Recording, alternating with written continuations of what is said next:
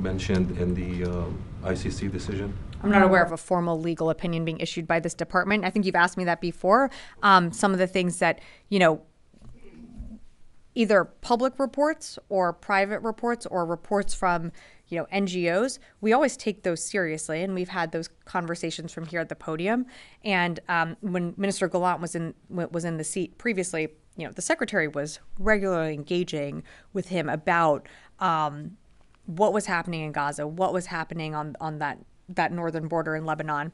And I mean, we take it so seriously that we installed a maritime corridor to get aid into Gaza. So it's something that we're going to continue to engage with the Israelis on. And we have people in the region right now engaging on these issues that you're raising. So again, I'm not aware of like a legal review coming from this building, but all the issues that you raise every single day, whether it be here in this briefing room or in our office, we take very seriously. I have one more follow-up. Of course. So if you don't have any legal assessment, how can you reject what's been presented by a legal body, one of the highest, it's an international law court. How can you reject it if you don't have a counter legal assessment? Is it a political rejection? And if you don't have a legal assessment? Yeah, again, Fadi, I'm just not going to have more for you to provide other than what I said is that we reject the court's decision. That doesn't necessarily mean that it has to go through a legal process.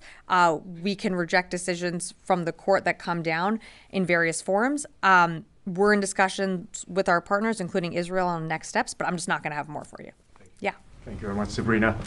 The Russian president suggests that this regional conflict now has global elements, and the British are talking about fighting the Russian tonight if needed. IRBMs are being fired into Ukraine, and Ukraine is firing US and British missiles into Russia. So you are accusing Russia of escalating, they are accusing you back of escalating, but one thing is for certain, that things are escalating.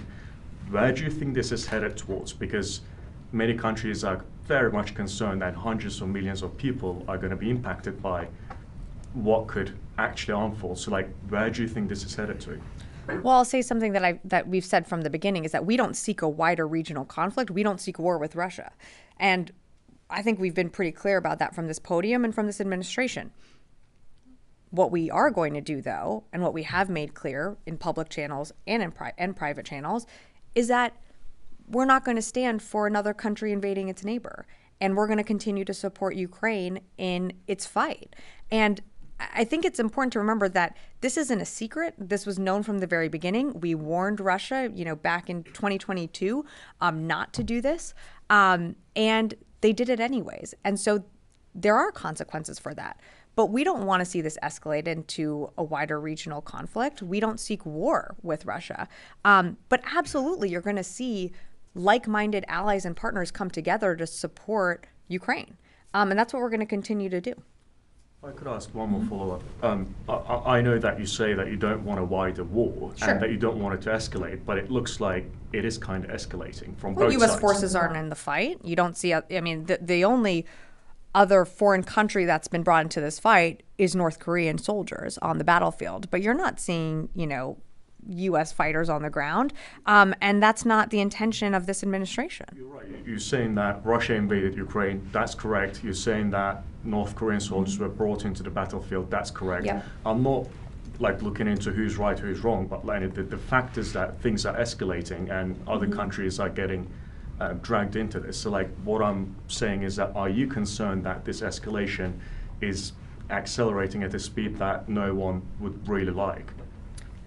I think we're always going to be concerned by the reckless rhetoric coming out. We are certainly concerned by the escalatory moves and acknowledging your point that Russia is making when it comes to employing DPRK forces on the ground. We acknowledge that is escalatory, and that would be met with a response. And that's what we're working with Ukraine on and continuing to support them on the battlefield. But to your larger question of, escalation and bringing in countries into the fight, I'll make it very clear again, we don't seek war with Russia. That's not our intention, but we absolutely are going to support Ukraine, and that's been something that the president has been very clear about since day one. Charlie. Thank you, Sabrina. You said the United States was notified. Was that a matter of days, hours, or minutes about this missile? In his remarks today, Putin said that U.S. defense systems are incapable of intercepting these weapons anyway. How much of a threat do they pose? And second question, there are reports today that a North Korean general may have been injured. Can you confirm that they've engaged in combat or confirm that report? I can't confirm the report on a North Korean general officer, I think you said, being injured in the battlefield. But that being said, where they are positioned, they are absolutely fair target, and we absolutely expect them to be engaged in the fight. But I can't independently confirm those reports. I've seen them. In terms of Putin's comments on our force posture or our defense systems, I'm just not going to get into that. But what I can tell you is that, again, we're going to continue to support Ukraine with what it needs to be successful on the battlefield. And I think you asked about the pre-notification. We were pre-notified briefly before the launch, but I'm just not going to get into more specifics than that. Does this weapon, experimental or not, he suggests that there are more of them, and he intends to use them, and he will warn, as he has done. Do they pose a real and present threat in this conflict? Any weapon that's going to be employed on the battlefield absolutely imposes a threat to the Ukrainians. And that's why, this was, as we said, an experimental intermediate range ballistic missile.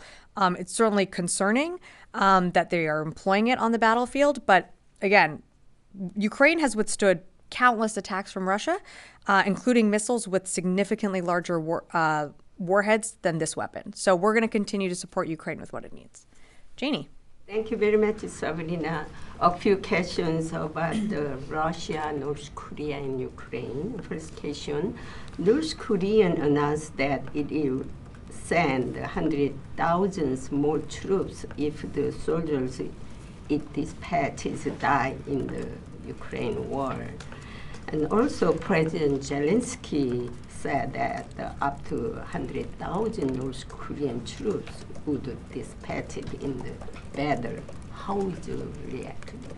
So we're not tracking that 100,000 North Korean troops have been sent to Russia or to fight in this war. What we are tracking and our assessments is that there's probably over 11,000 DPRK soldiers that are in the Kursk region. And as I said on Tuesday, could there be more that get sent to the battlefield?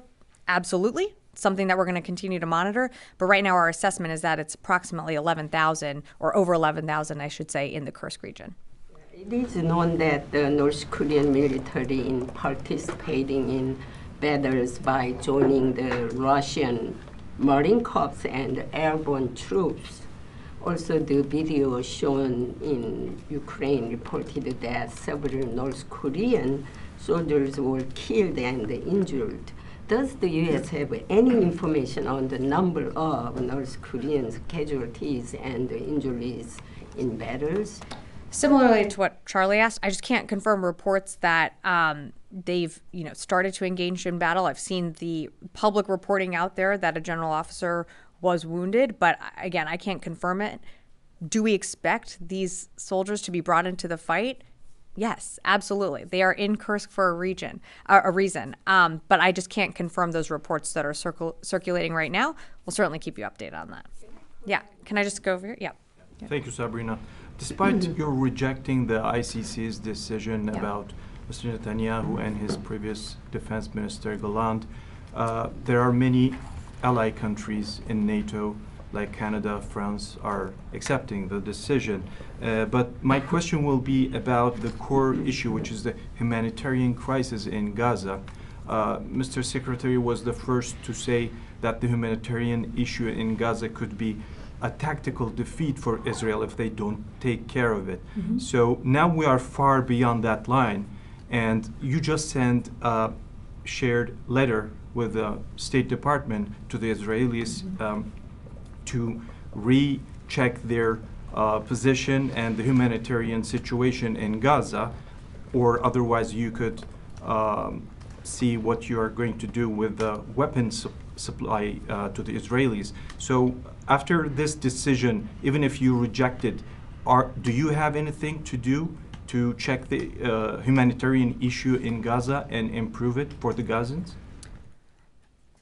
Sorry, just to understand a little bit more of your question, you're asking if we, the United States, is monitoring the humanitarian aid getting into Gaza? The decision of the ICC is another thing, but the Okay. humanitarian issue and the problems are there. Right. So, are you going to do anything to address this problem in Gaza? I mean, every single day we are engaging with the Israelis. And it's not just the Department of Defense. I mean, you have other agencies like USAID, you have the UN that are engaging at their levels to ensure that aid can get in. I think, there are, and certainly, when the secretary has engaged with his counterpart, they do understand that there is a need to get aid into Gaza. And to your point, you don't want a tactical victory to be confused with strategic defeat, which is something that the secretary has spoken about. So absolutely the need to get aid in to the people of Gaza, that is strategic in and of itself. That needs to happen. We're not on the ground. We did set up that maritime corridor over the summer to get aid in as fast as we could. We're working with the Israelis. As we've spoken about, they have opened more crossings, so we are seeing more aid get in. Is it enough? No, more needs to get done. And that's what we're continuing to impress upon them. About the Russian missile attack, you said we pre-warned about it. Was that like it's not a nuclear attack warning, or? It was it was through the nuclear risk reduction channels, and we were briefly notified before the launch.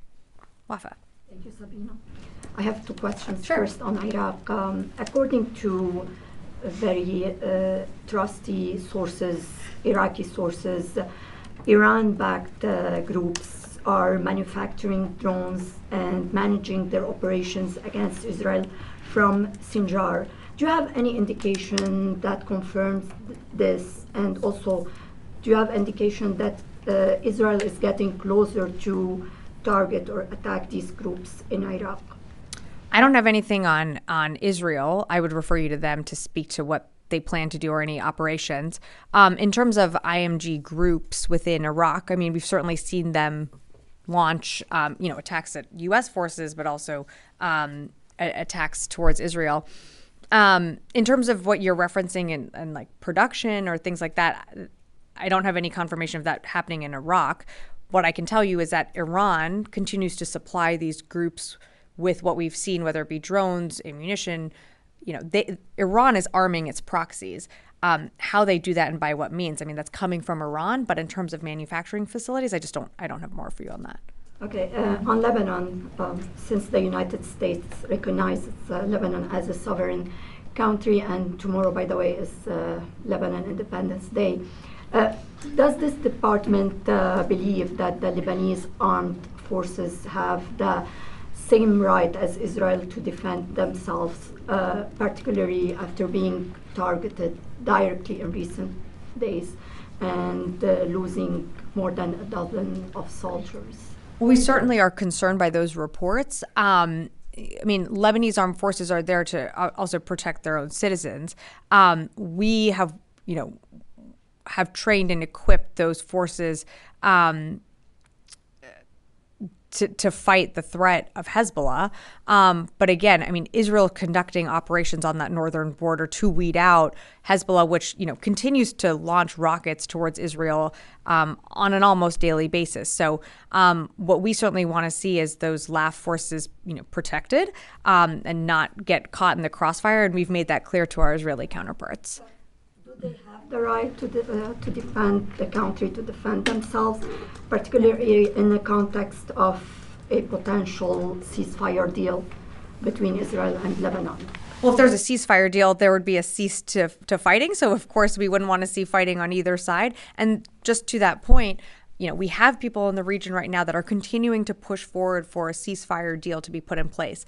And I'll say, we are working up to the last, the final months of this administration. We're going to continue to push every single day. But ultimately, as you mentioned, what's going to bring, peace and allow people to return to their homes on that northern border is a ceasefire.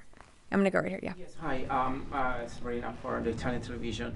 So you guys have a feeling of like sort of anti-Semitism towards Israel with this decision from the ICC, looking at all the effort that the US and European allies did to support Israel, at the same time to support the civilian in Gaza, but also, do you feel like there's been some, of course it's hard to admit, but maybe some sort of lack of leadership lately from the US in trying to close the situation in Israel?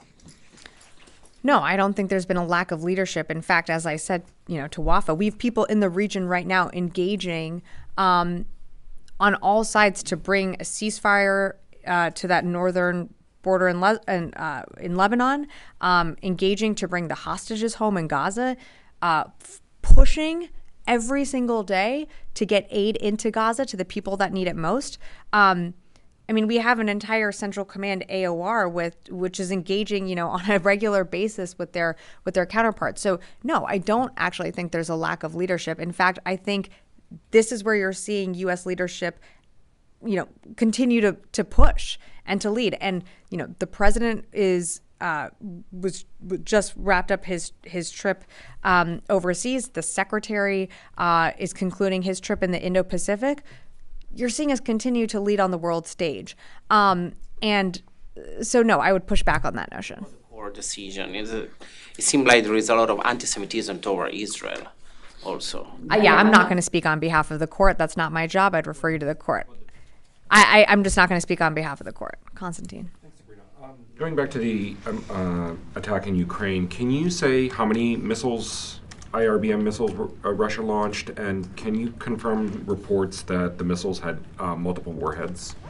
I can't confirm either of those right now. We're still doing our assessment with the Ukrainians, so if we have more to share, we certainly will. And then just to follow up on Charlie's question, obviously you've said that we got a pre-warning from Russia before the attack, but can you say whether any of the early detection systems that the U.S. has to detect a launch like this picked up the launch, worked as intended? Yeah, I appreciate the question, but I'm just not going to go into those details. Follow up on this. So just moments ago, White House press secretary said that the U.S. briefed Ukraine and close allies in recent days to help them prepare. So what kind of knowledge did you have in advance? How detailed was that, and how exactly could Ukraine prepare for this kind of attack? So we did brief Ukraine and our partners and allies of the possibility that this could be used. Kind of to Constantine's point, this gets to an intelligence assessment that I'm just not going to do from the podium. And another one, Putin said that Russia launched its missile as a message to the United States.